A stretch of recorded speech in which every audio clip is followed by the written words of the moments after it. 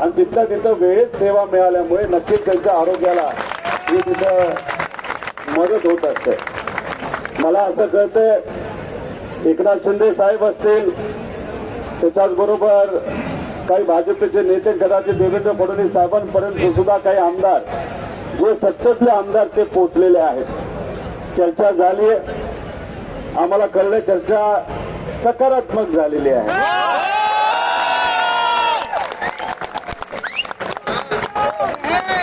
मी तुमच्यातलाच एक समजा, पण माझा एक स्वभाव आहे, मी राजकारण करण्याचं राजकारण करत नाही. जर सत्ताधाऱ्यांच्या माध्यमातून हा प्रश्न आज सुटत असेल, तुमच्या आधी मी सत्ताधाऱ्यांचे त्या ठिकाणी आभार व्यक्त करेन.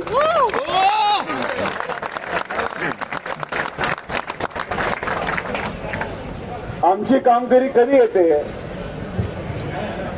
जेव्हा खऱ्या अर्थाने तुमच्यावर अन्याय होईल तेव्हा. कालच 15 तारीख होती, ठीक आहे, काल 15 तारीख होते, आज 16 तारीख आहे. त्याच्यामध्ये आपल्यातलीच एक वेगळी संघटना, म्हणजे BHMSची नसेल पण IMA ची संघटना, तुम्ही एक समजून घ्या, ते पण डॉक्टर महत्वाचे आहेत आणि तुम्ही पण महत्वाचा, बरोबर का नाही? पण कधी कधी काही पदाधिकारी फक्त नेत्यांना भेटून कधी दिशाभूल करू शकतात असं आपण समजूया. त्यामुळे हा लढा तुमच्यासाठी आहे, पण एक समजून घ्या, हा लढा MBBS डॉक्टरच्या विरोधात नाही, बरोबर ना? काही लोक या लढ्याला असं दाखवत आहेत की हा MBBS डॉक्टरच्या विरोधात आहे.